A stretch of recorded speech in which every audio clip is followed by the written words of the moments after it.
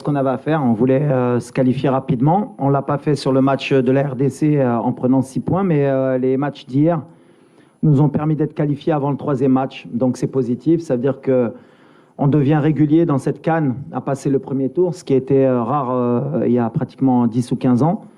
Donc voilà, on est en 8e de finale. Mais ce match, bien sûr, qui va être important.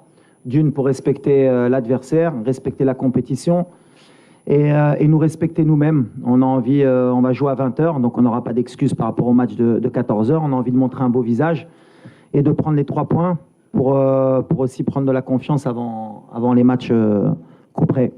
Non, on a toujours la même mentalité. Avant, on jouait jusqu'au 3e match pour se qualifier. Ça veut dire que les joueurs, ils ont fait le travail. Après, ce 2e match, on n'est pas satisfait parce qu'on pense qu'on avait fait le plus dur en marquant et qu'en 2e mi-temps, on n'a pas été à notre niveau. Mais avec l'honnêteté, je pense que jouer ce match à 14h, il était injouable pour personne. Et vous l'avez vu même vous, les journalistes dans la tribune, c'était plus justement sur l'intégrité des joueurs où on avait peur d'avoir des blessés. On aurait pu perdre comme gagner parce que ces matchs-là, ça se joue à la roulette. Mais jouer à 14h sous 35 degrés, 80% de taux d'humidité, on ne pouvait rien attendre de l'équipe. Après, par rapport à l'équipe, est-ce qu'elle va changer? On va essayer d'être intégré. La Zambie, bien sûr qu'on va les respecter parce qu'elle a besoin de se qualifier. Donc ça ne va pas être un match facile. On a vu hier, tout le monde joue le jeu. On a vu l'Égypte jusqu'à la dernière minute, ils auraient pu être éliminés. Le Ghana, jusqu'à la dernière seconde, ils étaient qualifiés.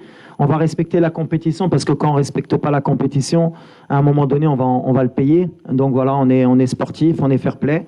On va essayer de mettre la meilleure équipe possible par rapport à ce 3e match, en équilibrant, mais en voulant finir premier. On essaie de changer la mentalité. On ne regarde pas contre qui on va tomber, on regarde qu'il faut finir premier avec 7 points. Et vous verrez qu'à la fin, dans le classement, il n'y aura peut-être qu'une seule équipe qui aura fait 9 points et nous, on sera comme toutes les grosses équipes avec 7 points si on gagne. Le problème qu'on a en tant que staff, c'est aussi laisser des joueurs sans trop jouer pendant pratiquement 9 jours. Ça peut être aussi un problème au niveau du rythme. Donc on va essayer d'être intelligent, à voir ce qu'on fait. On a encore 24 heures pour bien réfléchir, pour faire le meilleur mix possible. Et les joueurs qui, s'ils doivent rentrer ou s'ils doivent débuter avec un carton jaune, il faudra qu'ils soient aussi intelligents. Non, il n'y a pas d'absence. On est préparé, on a des joueurs de très haut niveau pour qu'ils soient aptes à jouer tous les 2-3 jours. Et on a un effectif qui est heureusement pour nous de qualité. Donc voilà, vous avez vu ceux qui rentrent, vous avez vu ceux qui sont sur le banc. D'ailleurs, on me critique aussi parce que je laisse de très bons joueurs sur le banc. Donc s'ils rentrent, c'est qu'on a des très bons joueurs et on sera content de leur donner du temps de jeu. Il y a des joueurs qui méritent un peu plus de temps de jeu, mais il y a la concurrence, il y a les choix. Comme j'ai dit, on va essayer de bien réfléchir pour en faire entrer la meilleure équipe de football. On a beaucoup de respect et je pense que demain, il va nous proposer une opposition qui sera accomplie. Déjà, je pense qu'on en a fait un peu trop parce que, mine de rien, des échauffourées comme ça en fin de match, ça existe pratiquement tout le temps dans le football. La dernière Coupe du Monde, je m'en rappelle, il y avait un Pays-Bas-Argentine et je pense que c'était pire que ça. On n'en a pas fait autant. Je pense qu'il n'y a pas eu de coup de donné. Il y a juste des séparations. Il y a eu peut-être des tirages entre certains joueurs. Mais comme on a dit, c'était peut-être dû à la tension, à la chaleur, à l'envie de gagner. Mais c'est vrai que cette polémique pendant 48 heures, elle a été, je pense, un peu trop exagérée de toutes parts. Mais ça ne va pas nous affecter. Je pense que ça affectera personne. C'est un match de football. Ça s'est bien terminé à la fin. Il y a eu le respect entre les coachs, entre les joueurs. On se connaît. Et ce qui est dommage, et c'est bien que vous me demandez, c'est ce qui s'est passé après le match. De pouvoir avoir voulu me ramener dans un débat comme quoi j'avais eu des propos racistes. Je pense que c'est honteux. Tout simplement, et je défendrai mon image jusqu'au bout parce que c'est pas celle que je donne depuis de nombreuses années et c'est pas celle que je veux qu'on me donne. Malheureusement, avec les réseaux sociaux, avec ce qui se passe dans le monde, avec la haine qu'il peut avoir des deux côtés, parce que bon, j'ai reçu des messages, moi aussi racistes, des messages de mort, mais je pense que le joueur, malheureusement, lui aussi peut-être de son côté, ça montre qu'on est dans des extrémités pour des matchs de football et c'est honteux et c'est pas possible. Mais ça montre aussi qu'en Afrique encore, à la Coupe du Monde, on était tous ensemble, on représentait l'Afrique et malheureusement quand il y a une compétition comme la Coupe d'Afrique, dès qu'il y a des oppositions de style, on essaye de ramener ou à la couleur de peau, ou à la religion, ou à d'autres choses. Il faut qu'on évolue si on veut que notre continent progresse. Il faut qu'on soit honnête avec nous-mêmes si on veut qu'on avance. Mais vous tomberez jamais sur quelqu'un qui va attiser le feu. Il y a eu des choses qui se sont dites après le match qui sont irréelles, et je le répète, et moi-même j'ai demandé à être entendu par la CAF.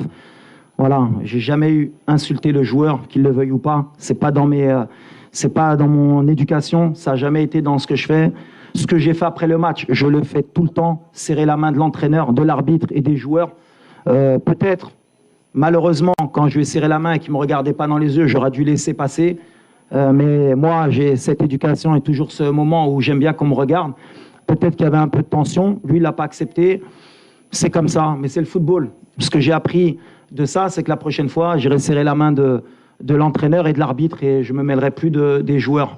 C'est comme ça, mais ça m'a déçu parce que ça touche plutôt ma famille.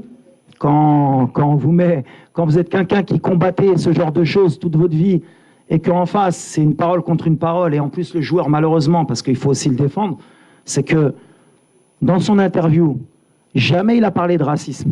Jamais. Mais c'est là qu'on voit que la société, elle est malade. À partir du moment où il a eu des mots que je ne peux pas répéter, ils sont partis tout de suite sur une couleur différente, donc il a dû dire quelque chose de raciste. Et ça s'est envenimé, que ce soit du côté congolais ou marocain. Et il y a des gens qui sont mauvais des deux côtés. Malheureusement, c'est l'être humain. Moi, je suis là pour calmer les choses. Il ne s'est rien passé de plus que d'une échauffourée d'une fin de match. Un joueur frustré, un entraîneur frustré. C'est terminé pour moi. Place au football, on se concentre. Il y a une CAN, c'est une fête. C'est une des meilleures CAN peut-être de l'histoire. On continue à avancer. Mais malheureusement, je condamne les messages que peut-être il a reçus, mais je condamne aussi les miens parce que les 48 heures qu'ont passé mes proches, c'est un peu moyen. Dans leur droit de s'arrêter ou pas s'arrêter, mais ça, c'est au choix du joueur. On ne peut pas les obliger non plus à s'arrêter. Mais je passerai le message pour qu'il y ait le plus de joueurs possible qui puissent répondre à vos questions. Ce n'est pas forcément voulu, mais par l'obligation des choses, on a des joueurs de talent côté droit qui se complètent très bien. Entre Asdine, Achraf et Hakim, ils ont des habitudes. Ça a été le côté fort aussi à la Coupe du Monde. Maintenant, c'est vrai que ça fait un an, on aurait voulu plus développer ce côté gauche, mais avec les absences pendant toute l'année qu'on a eu entre Bouffal. Mais après, en même temps, quand vous avez ce genre de joueur, forcément, le ballon, il est attiré de ce côté-là. Maintenant, il faut qu'on arrive à trouver le juste milieu pour que ce ne soit pas non plus une problématique pour l'équipe de vouloir toujours attaquer de ce côté-là. Le rôle de Selim, c'est vrai que c'est un des joueurs, je pense, qui est sous-coté, qui est beaucoup critiqué, et c'est injuste. C'est quelqu'un qui équilibre notre équipe. Alors bien sûr que, comme je le dis, sur Football Manager, sur PlayStation, moi aussi, je voudrais mettre 10 attaquants. Mais le football, malheureusement, c'est pas comme ça. C'est pas mettre que des techniciens et ça va aller. Il faut des porteurs d'eau. Pour avoir une belle maison, il faut des fondations. Le pilier, on ne le voit pas, mais c'est lui qui tient la maison. Selim, c'est quelqu'un en qui j'ai confiance. Et dans notre équilibre, surtout dans le jeu africain, et dans l'équilibre de notre milieu de terrain, justement, et de notre ligne offensive, on a besoin d'un joueur comme Selim. Maintenant, des joueurs comme Amir, ils sont en train de progresser. Il a fait une vraie préparation. Saïbari, c'est un autre style. Ça peut être sur un autre style de match aussi. Et après, c'est à moi de faire les choix par rapport au contexte. Mais je pense que tous les joueurs ont la bonne attitude. Et Selim, jusqu'à preuve du contraire, il a besoin aussi d'amour de la part du public. Parce que le critiquer, c'est injuste. Il a l'expérience de l'Afrique aussi. Il a déjà une Coupe d'Afrique dans les jambes. Et là, l'expérience, ça joue aussi beaucoup. Et ces jeunes-là, vous inquiétez pas. Hein.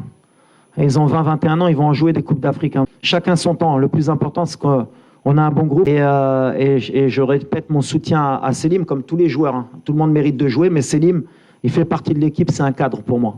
Ben, c'est vrai qu'on a déjà beaucoup de binationaux aussi dans notre équipe. On a cette double culture, et je l'ai toujours dit et je le répéterai. Pour moi, c'est une chance. C'est une chance parce que, voilà, on a vécu dans différents pays, on a connu beaucoup de cultures. On a grandi avec, surtout moi à Paris, dans une société multiculturelle aussi. Donc voilà, on connaît beaucoup la mentalité d'autres pays et c'est une force pour moi. Et ça me permet aussi justement, moi, dans mon groupe, de comprendre aussi mes joueurs. Parce que voilà, on a peut-être le même parcours d'immigration, d'enfants d'immigrés, d'avoir cette double culture, de savoir vivre avec. Et je pense que c'est une force. Tiens, toujours le positif, c'est que même quand on est moyen, même quand on ne propose pas ce que vous attendez, on ne perd pas. On est solide contre des équipes qui ont envie de nous battre et qui sont surmotivées. Ça veut dire qu'on grandit en tant qu'équipe. Mais la stratégie, elle est simple. À partir de maintenant, Inch'Allah, on a que des finales. On a un effectif qui est préparé. On a envie d'aller le plus loin possible. Et c'est ce que je voulais donner à cette équipe. On a envie aussi de rentrer dans l'histoire. On va donner le maximum avec tout le monde, mais en respectant tout le monde.